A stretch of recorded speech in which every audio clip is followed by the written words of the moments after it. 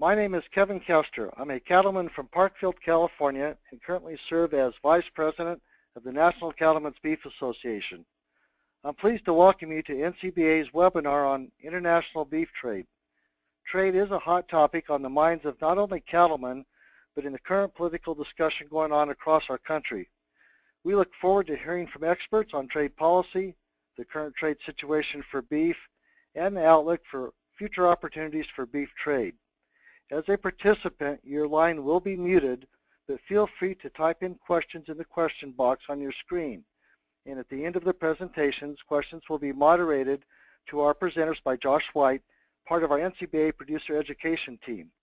If you have trouble with your technology, or if you are joining us only for the audio, the webinar is being recorded and will be available in a few days at beefusa.org. We are fortunate to have two great presenters this evening with us.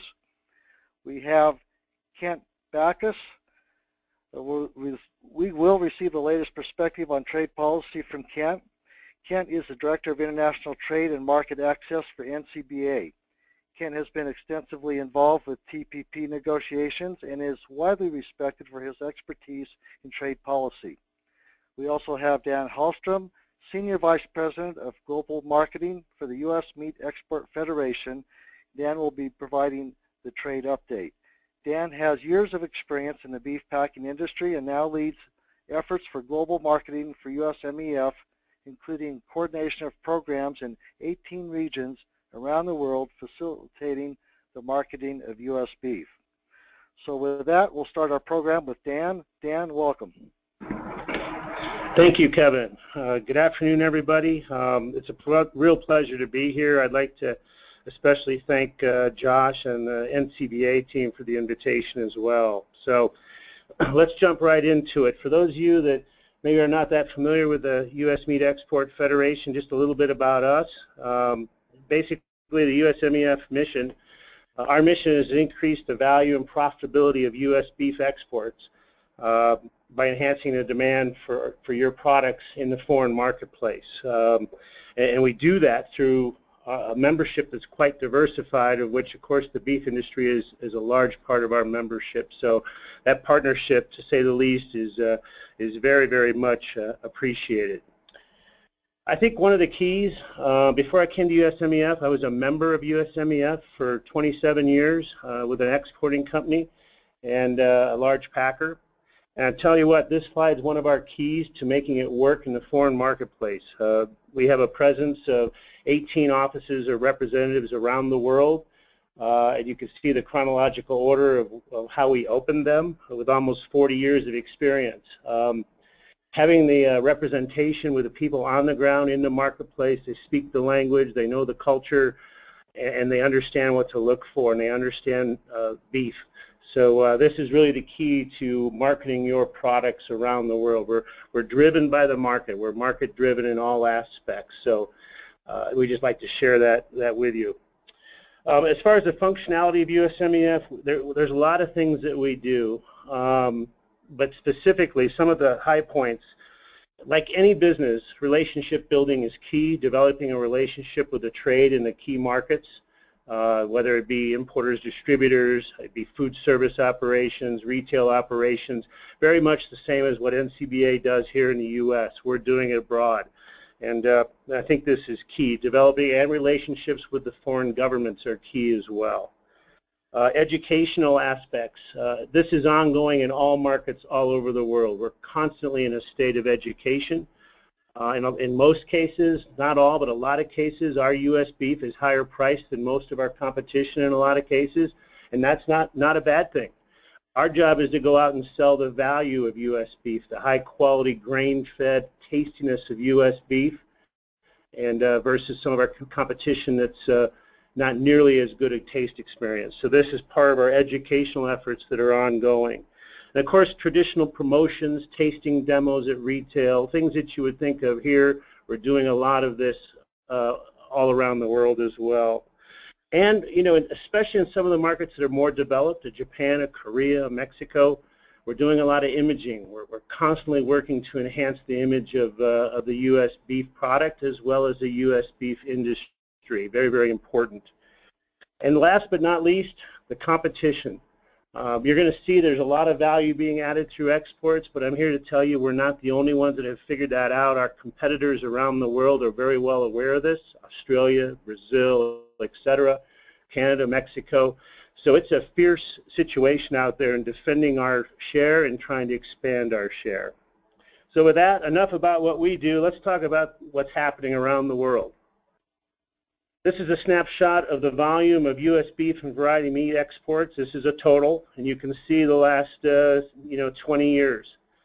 We all know what happened in December of 2003 with BSE, and you can see it's been a long, steady regaining of our share that we used to have. But the good news is that it's a steady trend line up. We were down a little bit in 2015. But in 2016, we are seeing some upticks there. So we're back on an upward trend line for 2016.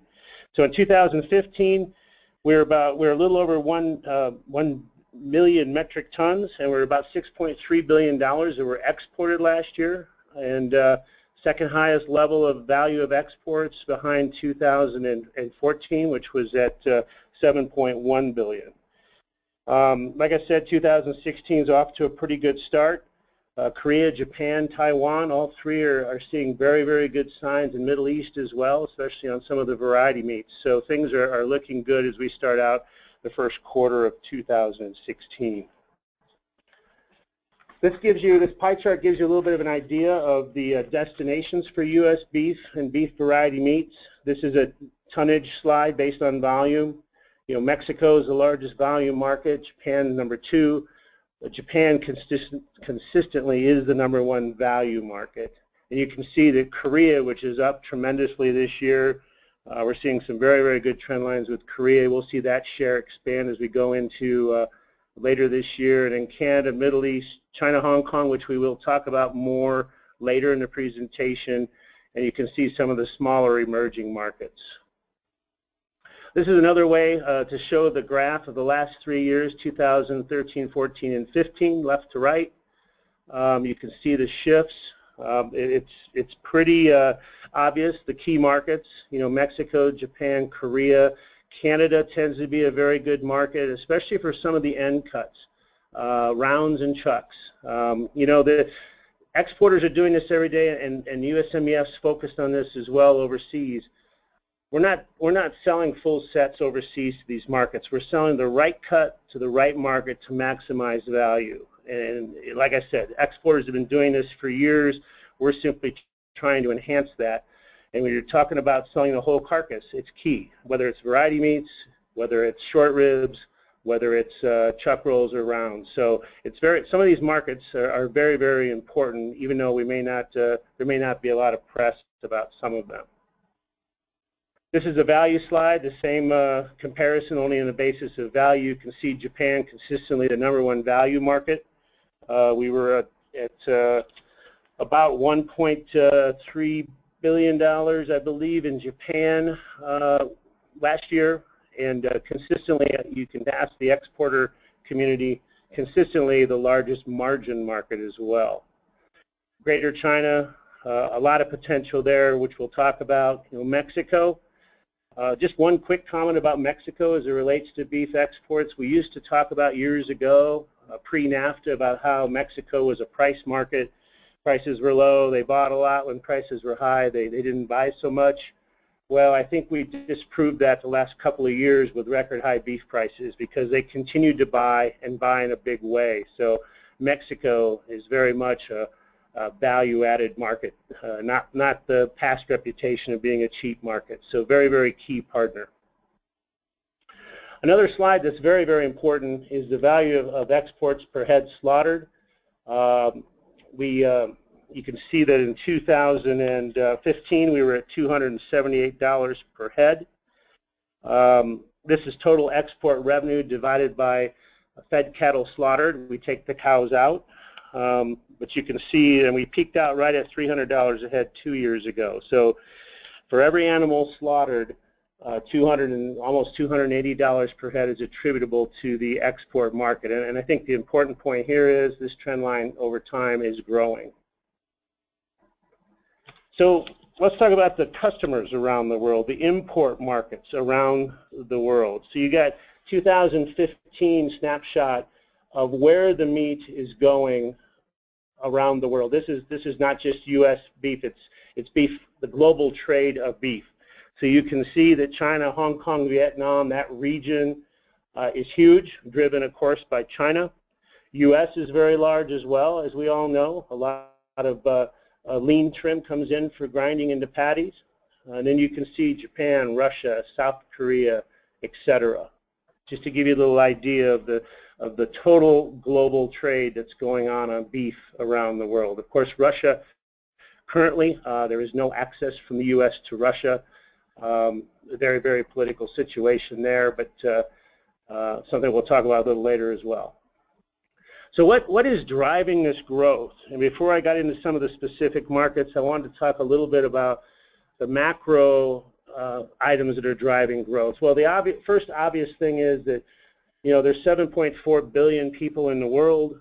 96% of those people, excuse me, 96% of those people live outside the U.S. So obviously, just on the basis of the population and the growth of population, roughly 78 to 80 million people net per year additional into the global growth. This is more mouths to feed and more opportunity every year globally. Economic growth. A lot of these markets are seeing tremendous economic growth. Take a market like Panama. 3 years ago, Panama had 14% GDP growth rate. Now it's cooled off since then, but it's still at about 6. So, you know, Panama is relatively small, but very quickly growing, a very high expat population, very high retiree population. So it's obviously a very good target for U.S. beef, and we're seeing tremendous growth on U.S. beef to a market like Panama. So the economic growth and the corresponding growth of the middle class is driving a lot of this demand. Self-sufficiency of domestic production in some of these key markets, i.e. Japan, Korea, even Mexico. You know, the North America, specifically the U.S. and South America, are probably the two hotbeds where there's possibility of production expansion. And you know, a lot of these other markets are going to depend on those regions. And when it comes to grain-fed beef, like we have here, U.S. is the primary source for that. So as the demand grows in these key countries, they're not able to keep up with their growth domestically. They have to import beef from overseas, and specifically U.S. beef. Emerging and developing markets. I'll talk a little bit about this at the very end of the presentation, but we've got 1 billion people in Africa today and expected to grow to 3 billion by the year 2070. They're not very wealthy today, but at some point they're going to demand higher quality beef as well. So that's a region that doesn't even come up on the radar yet that we're planning for in the future. And probably the single most important thing after spending 34 or 5 years in this industry is that we have an ace in our hand compared to a lot of these other producing countries, and that is that our reputation is one of a gold standard. We're safe, high quality, tasty, and reliable supplier of beef. You look at a country like China where you've had all these food scandals and concerns about safety.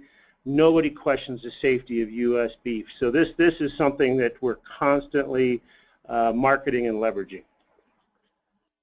So this is a forecast chart put out by the USDA FAO Ag Outlook, and you can see that projected growth from the rest of the world. ROW is rest of the world.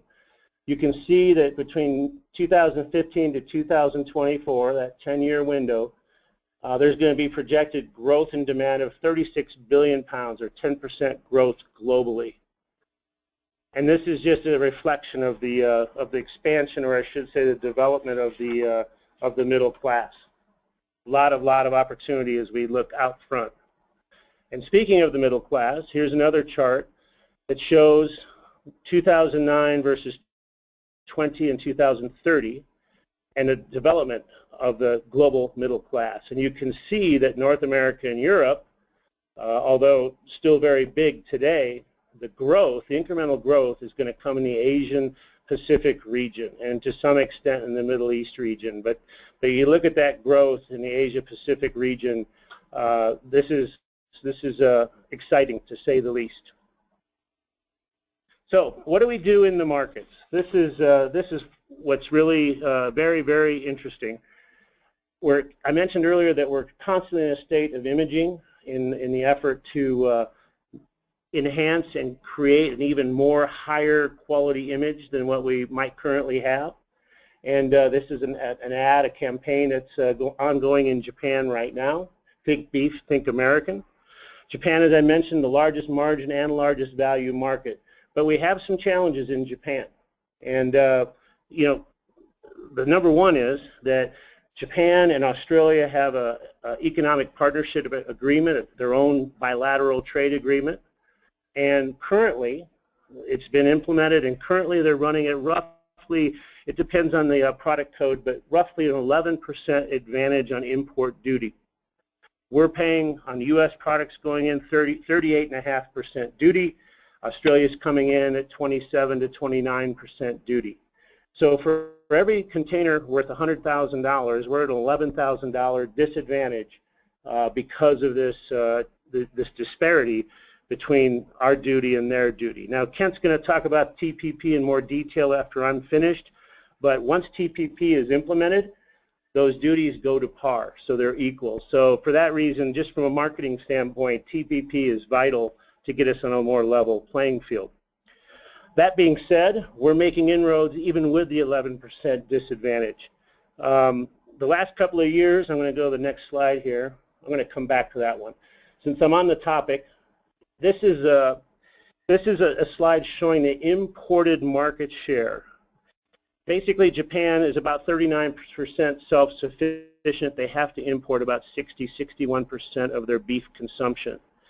So looking at this chart, which only goes to 2006, post-BSE era, you can see that we're running currently at 33% share of the imported market. Australia has about a 58% share. So call it 1/3 U.S., 2/3 Australia. Pre-BSE, 2002, 2003, it was flipped. The U.S. had the 2/3 import market share, and Australia had the 1/3 import market share. So my point here is we're making progress, even with the disadvantage on the duty, but there's a lot more meat on the bone, so to speak, to get here. We have a lot of opportunity to displace Australia.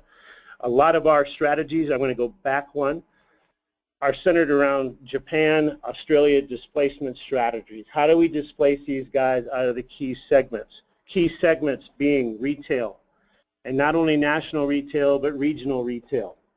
Also, food service, everything from white tablecloth to family-style dining. Convenience stores. Now, convenience stores might sound like a 7-Eleven here, might not sound very exciting, but like the convenience store sector in Japan is entirely different than what it is here. It's still a very convenient, fast way to shop. However, the perishable section in the convenience stores in Japan it could be 60, 70, 80 feet long, whereas here maybe it's 10 or 15 feet long. And the products, the bento boxes, the gift boxes, and the ready-to-eat meals are very, very high quality, and they want high quality beef for these meals. And the best part of it is there are over 50,000, 50,000 convenience stores in Japan. So that sector alone is a sector that the U.S. beef industry, and we're making a lot of inroads, but there's a lot of additional opportunities. So this is, I hate to harp on Japan so long, but this is probably the #1 opportunity to add value for the U.S. industry. And once Kent gets the TPP done, it'll even be a bigger opportunity. So Korea. Korea is also an exciting story. They're 43% self-sufficient on beef. Australia has about a 55% market share of imports, and the U.S. has about a 35 roughly. But once again, that spread is narrowing. We're gaining share, and we're gaining it quickly, and it's exciting to say the least. This particular ad that we have up here is an ad, Rocky Mountain Steak brand, which actually comes from Colorado, and it is the gentleman down here is a very famous actor in Korea. Ricky Kim is his name, and we have partnered with him for almost, well, we're going on our second year now. So we will bring in celebrity spokespeople where the opportunity fits with our strategy. And in this particular strategy, we are working with E-Mart, the largest national retailer in Korea, and we've seen dramatic growth on U.S. beef the last, like I said, last year was the first year. It was successful, but we're in year 2 now, and we're starting to take share away from Australia here. So just one example in a short length of time to share with you guys. But Korea, which is up significantly this year in the first 3 months, is very exciting as well. We're stuck. There we go.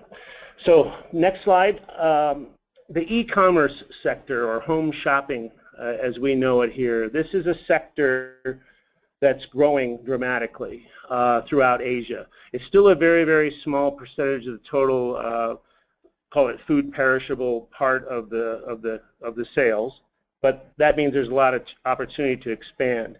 And this is a particular advertisement, and I apologize, it's an advertisement on pork. However, there's a reason that I'm showing it to you beef folks. We do have access on pork into China, and Tmall and JD.com and several of these platforms have had all sorts of success and growth. And the nice thing about it is it's not only about convenience, it's about quality. Very, very high quality products. You can see from the right-hand side of this slide. And we have to get direct access. Once we have it, the platforms are all set up and we are ready to roll on the U.S. high-quality beef. And this will be, if not equally successful as pork, more successful than pork, because pork on the beef side, there's not nearly the domestic production that we compete against on the pork side. So this is an opportunity for high quality. There's some of these platforms you can order your product at noon and it's delivered to your apartment or your house before 5 p.m. in time for dinner the same day.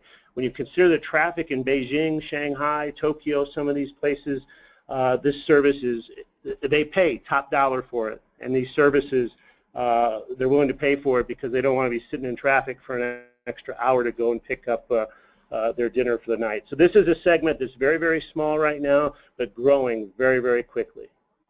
A little bit about Taiwan, another fast-growing market, much smaller than the other two, but it's emerging. And my point on this one is that we're not only talking about chuck rolls or short ribs or short plates, things that are very, very common for this area, but we've been having quite a bit of success in what we call our alternative cuts, or maybe lower value cuts, relatively speaking. But in this case, we're talking about chuck tender and clod hearts.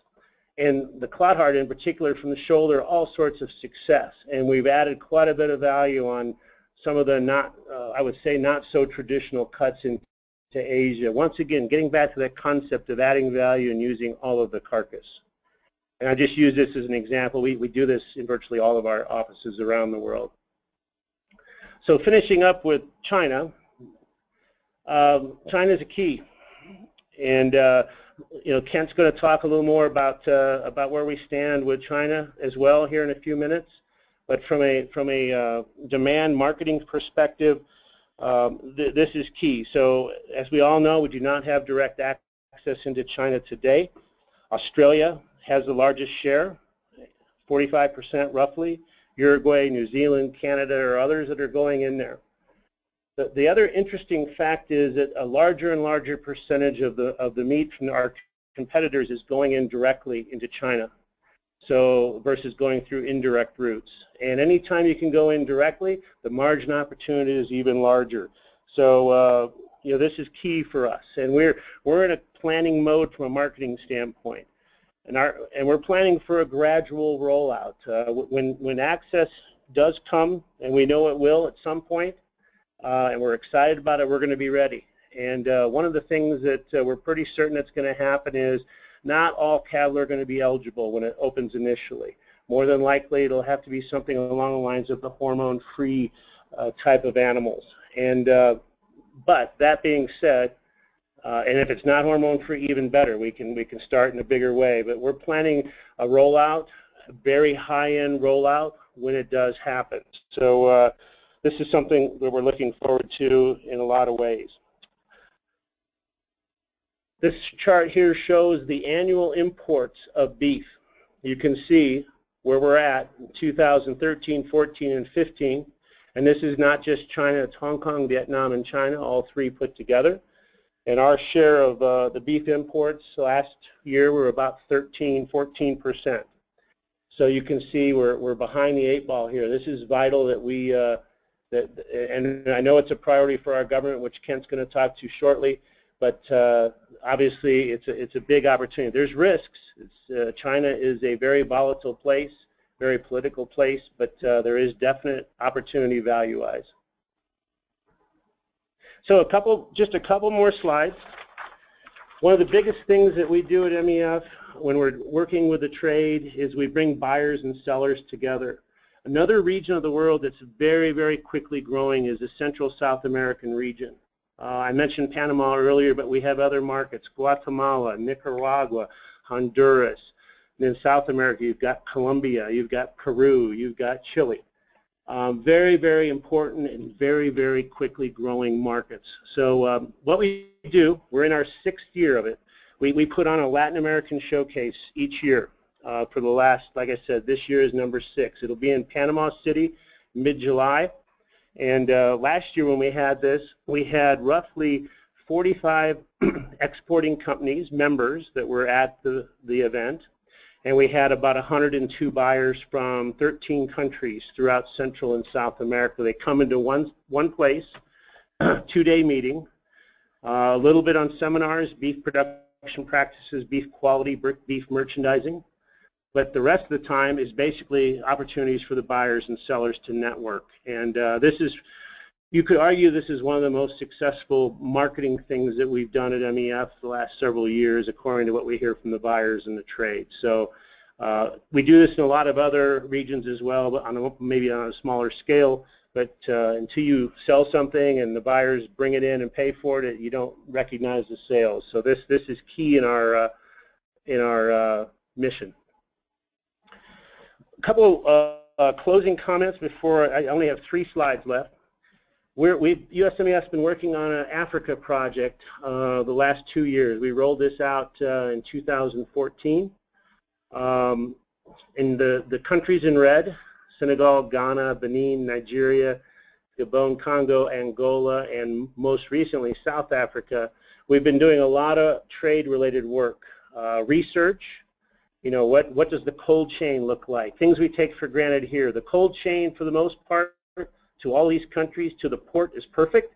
From there, it's anything but perfect. There's a lot of infrastructure development that has to happen. But as I mentioned earlier, the opportunity from a people standpoint and a wealth standpoint, somebody is going to sell Africa over the next 20 to 40 years. And we need to understand it and be a part of it. And I think on the beef side, there is definitely a very high-end market. We're seeing it in Ghana today. Chilled beef is going into Ghana from food service. It's not big. It's very, very small, but it's started. And we're seeing it on a variety meat side with beef livers going into places like Angola, South Africa, and Ghana. So this is an ongoing thing that's very much influenced by Europe and Brazil and Africa, but something that shows a lot of promise.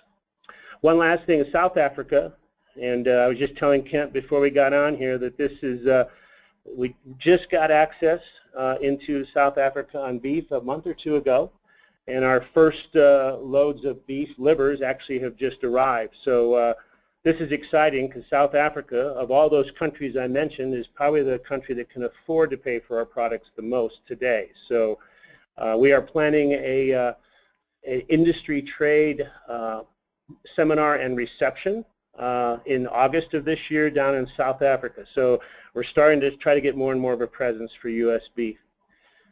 So this slide tells it all what we're dealing with in South Africa, and not only South Africa, but Ghana, Angola, those other countries. Probably 95% of the consumption of beef and pork, for that matter, is on the left-hand side. Traditional markets, no cold chain, no refrigeration.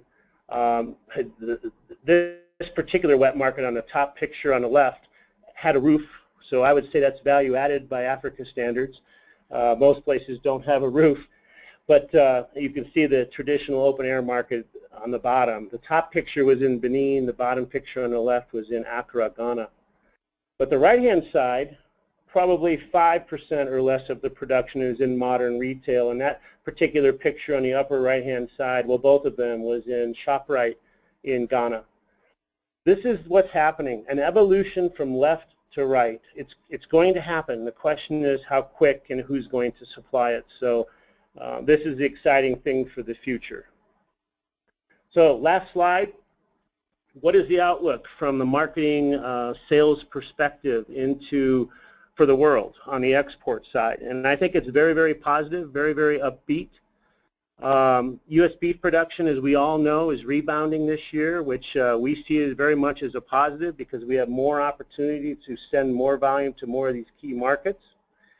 Prices are historically high, but moderating. But honestly, we don't get hung up on price. You know, these key markets were buying when prices were really high. They're buying now that they're a little bit lower. The point is they need to have imported beef, and this is what we're trying to capitalize upon.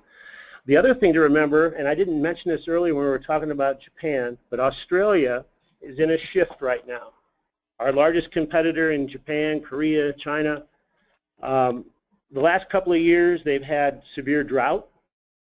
And in Australia, when there's drought and there's no grass, they take the animals to slaughter. They liquidate them because they have nothing, they can't feed them. So what's happened is we had a glut of supply from a meat standpoint the last few years, and their prices were inordinately low. It's starting to rain earlier this year. We're starting to see grass. These farmers are starting to hold the animals, and the age of the animals is relatively current down there. So we're starting to see the wholesale prices into Korea, Japan, China go up, and they're going up dramatically. So we are in a very opportune spot to steal share from them for a variety of reasons, that being one of them. And I think the rest of the items on here we've already covered. You know, population growth, middle class growth, China is a key. So anyway, I hope this has been helpful, and we'll take questions later. So I'll turn it over to Kent now. Well, thank you very much. It's an honor to join you all tonight. I know that we've been learning a lot just in this first part of the presentation.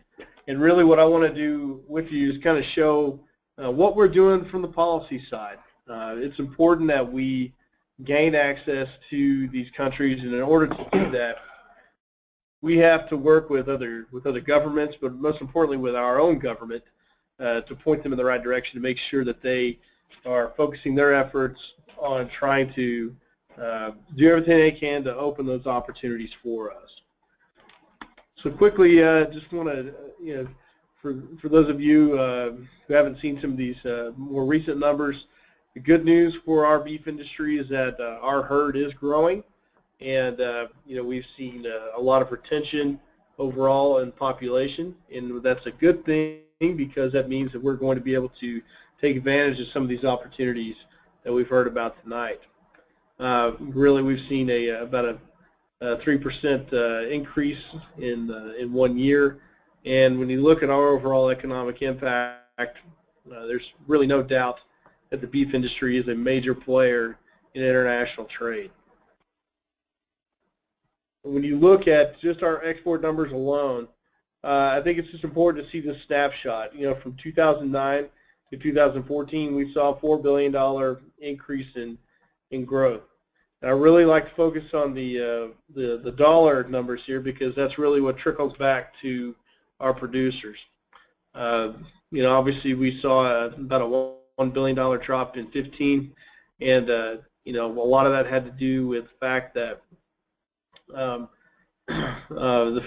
the U.S. dollar is much stronger than foreign currencies, especially from our competitors. When you look at the exchange rates for Canada, it's about 76 cents U.S. for each Canadian dollar. For Mexico, believe it's 17.5 pesos to $1.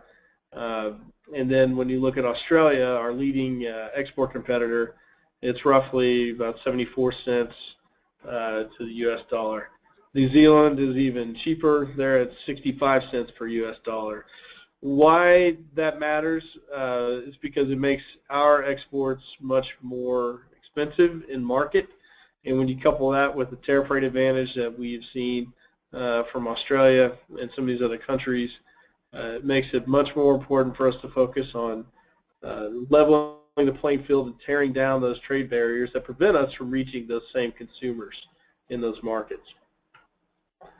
So again, a couple of topics we're going to focus on tonight. TPP, this is one of the biggest issues facing our industry. If we'll see whether Congress can get this through this year or not. There's a lot of political rhetoric around trade, and we'll talk about that a little bit. But also, next in line is the Transatlantic Trade and Investment Partnership, otherwise known as TTIP. Why the government chose to have two acronyms that are so similar, I don't know, but let's just break these down as the Pacific Trade Agreement and the European Trade Agreement. And then finally, we do want to touch on market access to China. That's something that everyone in our industry is anxiously awaiting to see where we go. So when you look at the Trans-Pacific Partnership overall, the Pacific Agreement, if you look at this map, it includes all of North America, Peru and Chile, Japan, Vietnam, Brunei, Malaysia, Singapore, Australia, and New Zealand. What this map doesn't show you are all the countries that want to join the Trans-Pacific Partnership. That includes Colombia, Indonesia, Thailand, Taiwan, just to name a few, the Philippines as well. All these are countries which we have outstanding trade issues with the exception of Colombia. But really, oh, I'm sorry, I forgot to mention Korea as well. So when you look at the overall economic footprint that could have, the Trans-Pacific Partnership really could be a great opportunity for us. So where are we on TPP? Well, quite frankly, if Congress passes TPP this year, then beef will be one of the biggest winners in agriculture. On the flip side, if Congress fails to pass TPP or delays action, then we will be one of the biggest losers in agriculture. And not just U.S. agriculture, but globally as well. We've looked at these numbers already, but when we consider that roughly 80 to 85% of the beef we produce is for our domestic market, we want to capitalize on sales of the entire carcass. We're going to sell ribeyes here. We're going to sell tenderloins at a very good price. We're not going to sell beef tongue as a competitive price here as we will in Mexico or Japan. But we have seen that these markets prove to be great destinations for these. The problem is we don't have the same access that other countries do. The good news is that Japan is one of those markets. It's our leading export market, and honestly, one of the biggest things that they like is beef tongue. It's amazing. You look at some markets, Egypt is a great market for livers, but for the Japanese, they love beef tongue, and they pay top dollar for it. In 2015, they purchased $1.3 billion of U.S. beef, and that includes that 38.5% tariff. It's important to remember that because in January 2015, that Japan-Australia trade agreement went into effect, and that gave them a 10 to 11% tariff rate advantage over us in the Japanese market. So you have our leading export market, and you have our leading competitors for that market in a trade deal together. As a result, we lost about $300 million in sales in 2015.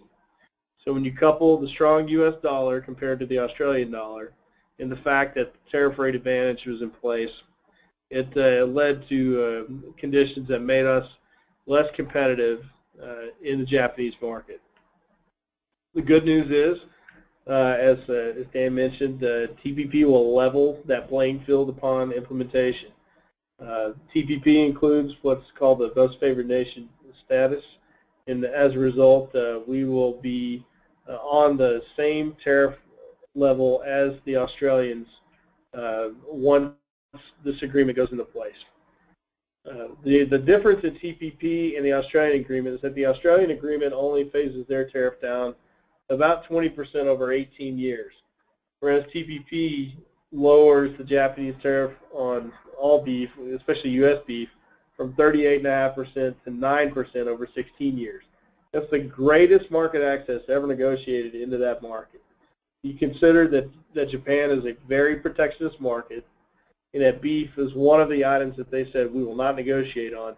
This is a huge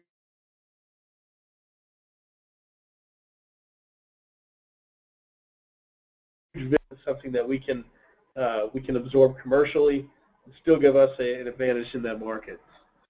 But again, like I mentioned, TPP also gives us leverage over all of those other countries who want to join the TPP. It also gives us that opportunity to correct a lot of those problems we have with market access.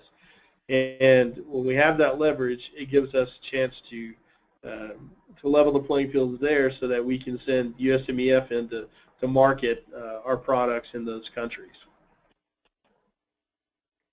At the same time, if Congress fails to pass TPP, we're going to fall further behind our leading competitors in the Japanese market. We're essentially going to give the Australians our Japanese market. We're going to continue to give them more and more market share year after year.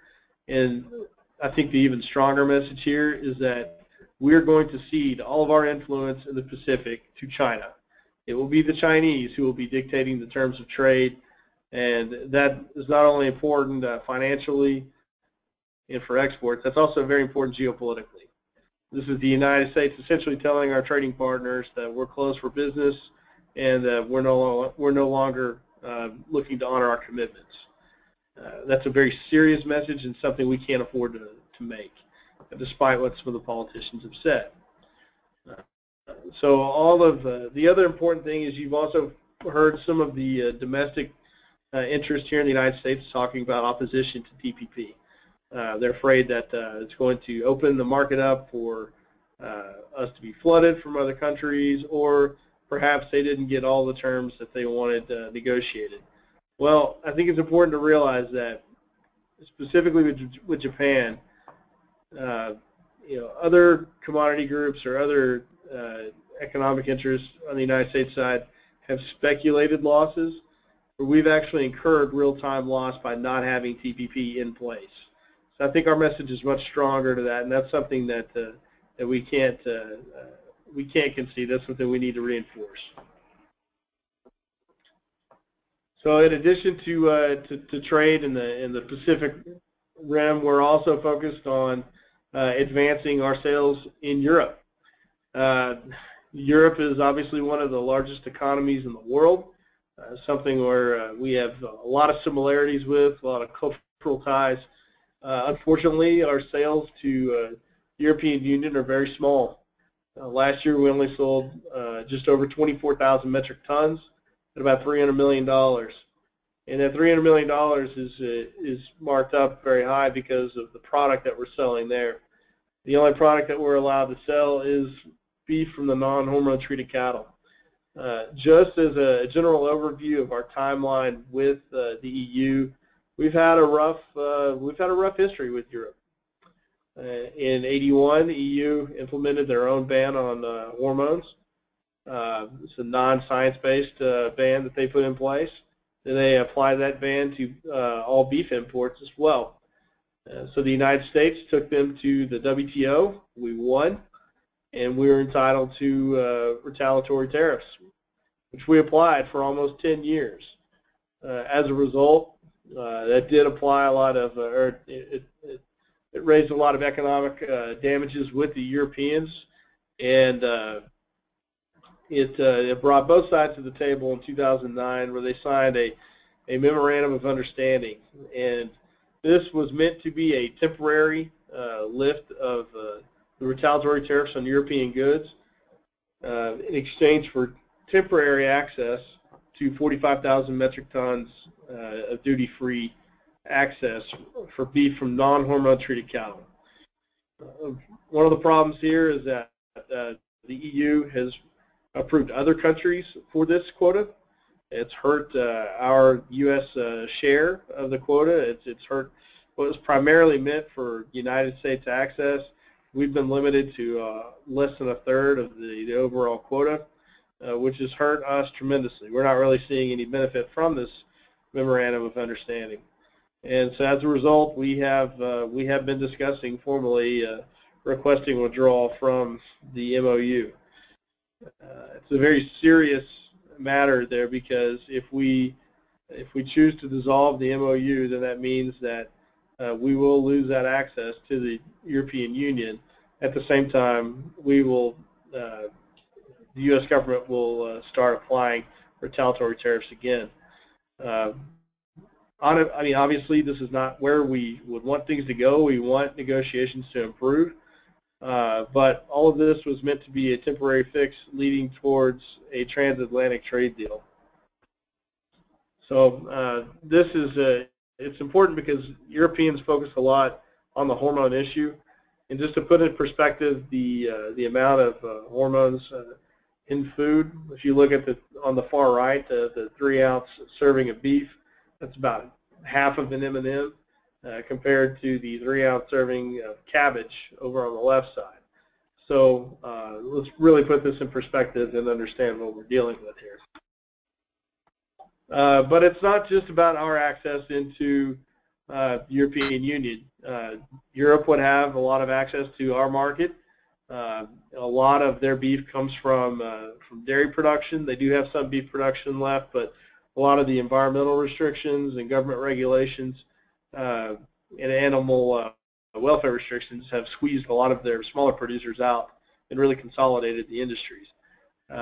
They do have problems with BSE and with other diseases, but with that said, the United States pushed hard to bring our import guidelines in line with the internationally recognized OIE standards.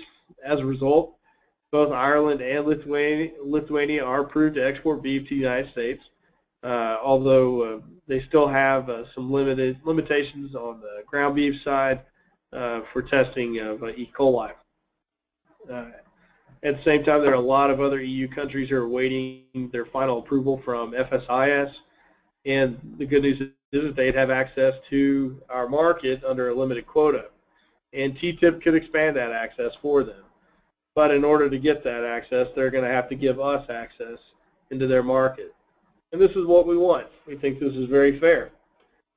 We want the TTIP agreement to be a comprehensive agreement and include agriculture.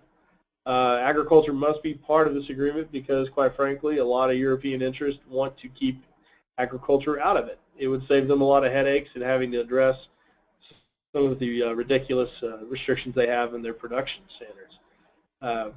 Where we embrace science and technology in food safety and food production, they run from it. So we have a lot of fundamental differences that need to be addressed. With that said, we want TTIP to be based on market-driven and science-based principles. What does market-driven mean? For us, it means that we want the market to determine the price and sales in their markets. It means we don't want to be restricted to quotas, we don't want to be restricted to tariffs, and we certainly don't want their government subsidizing their exports. We want a level playing field, and we think we deserve it. The science-based side of that also is that we want both Europe and the United States to adhere to those internationally recognized science-based guidelines, like those set by the OIE and Codex. In addition to that, adequate and timely risk assessments. This is very important because Europe will talk about having a science-based approach. Unfortunately, they drag their feet more than anyone else, and they will have risk assessments that will drag on for over a decade. So it's important that we actually see some progress there, and we see this truly be a science-based agreement. So overall, those are two of the bigger items we're working on. And while the United States is not in formal negotiations for a bilateral agreement with China, we are in the process of trying to negotiate market access to China. Just a little bit of history. We've been banned in China since 2003, following a BSE case involving a Canadian-born cow in Washington State. China unilaterally reopened the market to debone beef from cattle under 30 months of age in 2006 with a catch. The catch is that they had 22 requirements that the U.S. had to meet in order to be approved. That included traceability and traceability of the meat all the way back to the animal's place of origin, and they also wanted to exclude cattle or meat from cattle that were of Mexican origin. Obviously, there are a lot of other conditions that were in there, primarily commercial, that had little to do with safety or the quality of our product. But these are all things that we're having to deal with. So if you ask China, they'll say that that we're open, that we have access there. But in actuality, that's not the case. In 2007, they did increase that even more with the same 22 conditions. As a result, we've been negotiating on those conditions and everything else since then.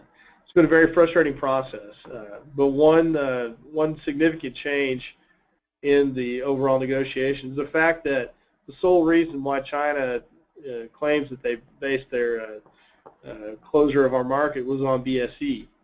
In 2012, the United States received the negligible risk status for BSE from the OIE. That is one of the safest risk designations available. It essentially means that there should not be restrictions on U.S. beef with the exception of the vertebral column removal. So as a result, we've stepped up our efforts to really put the pressure on China to find out why they are restricting our access there. As again, we've been working with our government and with Chinese officials to educate them as to what's going on. Unfortunately, we have made progress in several of these discussions, only to have the Chinese move the goalpost. We've had very coordinated efforts between NCBA, USMEF, the Meat Institute. We remain strongly committed to working with our government to address all these concerns. But the overall Chinese concerns, the discussion keeps moving from one area to the other. One area of concern has been on traceability. This has been an issue, obviously, of a lot of significance to our industry. We will not support any mandatory component of traceability for all beef. Primarily, this must be voluntary. And those are some terms we have communicated to our government and to the Chinese. And I think that once they're able to see the safety and the productivity of our system, we should be able to see that approval move forward. But even if we find a consensus with Chinese and our industry about traceability and all of these other issues, it's not going to stop them from finding other potential roadblocks, such as the use of our technologies like hormones or antibiotics, other things like that, beta agonists, that could also be discussions. So we do encourage you have a healthy dose of cautious optimism when working with the Chinese, but rest assured this is a very important issue for us and something that we'll continue to pursue. So with that, Kevin, I'll turn it back over to you. All right, thank you, Kent. And I want to thank both of you. Dan and Kent, for being our presenters this evening. That was very informative. National Cattlemen's Beef Association is committed to supporting efforts to get more U.S. beef into more places around the globe for all consumers to enjoy. And I really appreciate both of you speakers providing such great information. So as we move into our question and answer session, I want to invite everyone to the upcoming Cattle Industry Summer Meeting being held July 13th through the 16th in Denver, Colorado. I understand that our general session will feature a panel on international trade as well. That's going to be a really great panel. The entire meeting provides a great opportunity to hear more in-depth information on current issues and opportunities in the cattle industry as we help chart the course for our future. Now I'm going to turn it over to Josh White with NCBA to moderate our question and answer session. So thank you again, everybody, for participating in the webinar tonight. Thanks, Kevin. Thanks for hosting for us tonight. Appreciate our volunteer leaders always helping out on these webinars. And we're going to start the questions with one for Dan. Question is, can you describe the method we use for, or you use for calculating the value per head that is added by our export of beef to export markets? Yeah, basically we take the export revenue divided by fed cattle slaughtered. So we take the cow slaughter out of it because the vast majority of the exports are from fed cattle. So that, in essence, is the simple math. All right. We'll do one for Kent here. TP makes sense for beef producers. What is the reason for so much opposition in Congress and all of the political rhetoric that's so negative around TPP? In other words, who loses if TPP is passed? Well, I think it's an excellent question. You know, unfortunately, the presidential front runners right now have fed into a lot of anger and kind of the lowest common denominator approach to politics is you feed on fears. And a lot of the claims that have been made have been completely unsubstantiated. When you look at some of the data that's been cited, it's been misconstrued or completely made up in some cases. As a result, there's a lot of pressure politically in Congress, especially on incumbents, that if they take a position on trade, especially in support of trade, that they may draw opposition from the right or the left. So if you're an incumbent Republican, you may be worried about drawing Tea Party opposition, and if you're an incumbent Democrat who's been supportive of trade, you may be worried that the labor unions may fund your opponent. So a lot of it really is politically motivated. When you actually ask members of Congress why they're concerned, a lot of them they want to use the phrase, "Well, I need to read more into it. I need to look at it." The other thing is, when you really get down to it, they don't really have a strong reason to oppose it. Some are saying that they're opposing it, quite frankly, because President Obama negotiated it. Others are saying that maybe they can renegotiate somewhere else. There are some other industries who have talked about strongly opposing it. One of those would be the pharmaceutical industry. They want extended patent protections upwards of 12 years in TPP. Right now, I believe they have protections of 5 to 8 years. That was something that was negotiated a long time ago, but pharmaceutical industries are very interested in trying to expand that patent protection longer. At the same time, you have tobacco companies who want the same protections as other groups. It's not tobacco growers; it's tobacco companies that want that, and that's an important distinction. And they're afraid that they would lose some arbitration rights that other industries have under TPP. So when you look at just some of those general oppositions, I think there are hopefully some areas that can be maybe some side agreements or something like that can be used to smooth their ruffled feathers. But overall, I think it's important to look at who the biggest losers are going to be if TPP doesn't go through, and that's us. All right. Another question. We'll start with Dan, and then Kent may want to chime in on this if he's got any comment. Brazil's had a beef production increase and continues to grow their production. What is the impact on international markets and their share for beef exports as a result of that? Well, I think definitely it's a concern. They don't have access to a lot of our major markets yet, but they are in some of them. They're in Hong Kong, they're in the Caribbean, They're a big competitor into the EU, a big competitor into key markets like Chile. So on the one hand, if they're able to get access into some other key markets, i.e. Japan, for example, it is a concern. That being said, the segment, the market segment that we're targeting with U.S. beef is a little bit different from most of the production in Brazil, in that our high-quality grain-fed beef is really a little different focus and segment that we're targeting. But talking in general terms, most definitely it's a concern in a lot of the segments. For example, the catering, the institutional segment, very, very big for Brazilian beef. So that would be a segment where they are impacting us today. Yeah, I think one of the areas we should look at is when we look at exports overall. Beef is different than a lot of other commodities because of the variety, the spectrum of quality that you really have in exports. I think one thing that we focused on tonight is the fact that we are after that high quality market. We're after that high value market.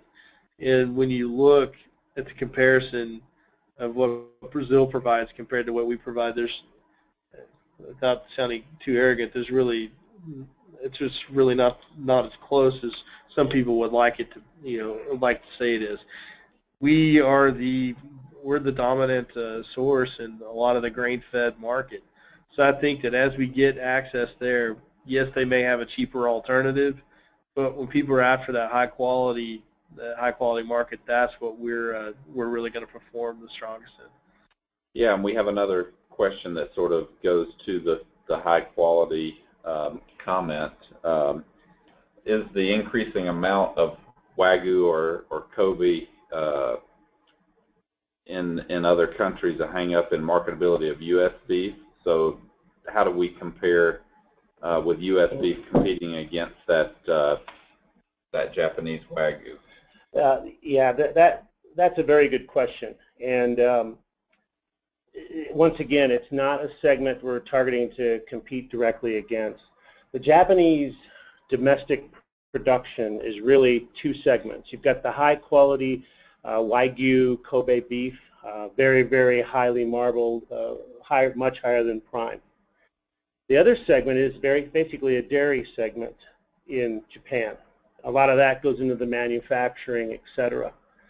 So the void that we're filling, and filling perfectly, is that high quality, but it's high quality, but it's much more affordable than the Kobe Wagyu beef. And this is the beauty of Japan as far as the U.S. beef industry is concerned, because Australia, for all practical purposes, does not fit very well in that either, because they're competing more against the dairy in Japan, whereas we're competing against a segment where there really is no direct competition. So very, very good question, but the way the demographics of their production are set up, we really have a segment, I don't want to say entirely to ourselves, but we're not competing directly. All right, this looks like it may be our final question, unless we get another one typed in here, but this one's for Kent. More about TPP and just other commodities. How are there other ag commodities, and how are they affected? Are they involved in TPP? And just any final comments on that? Now, obviously, it's great when you have to look at the entire perspective. Agriculture is going to be a big winner overall.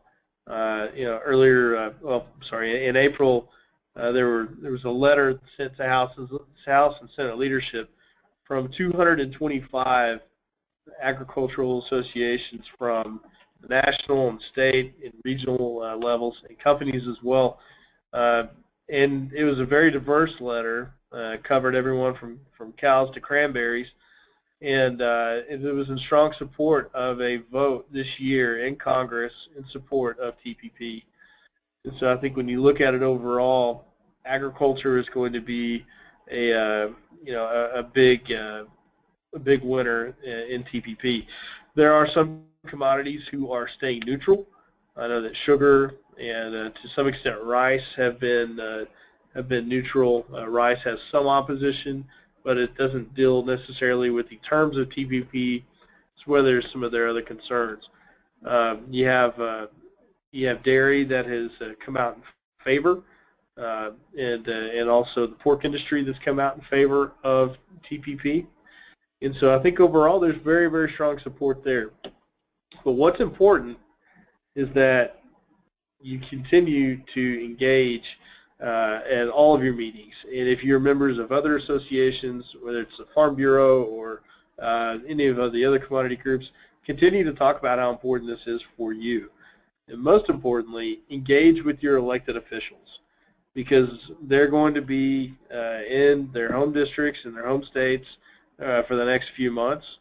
And this needs to be an important issue that they understand. There's a lot of misinformation that's out there.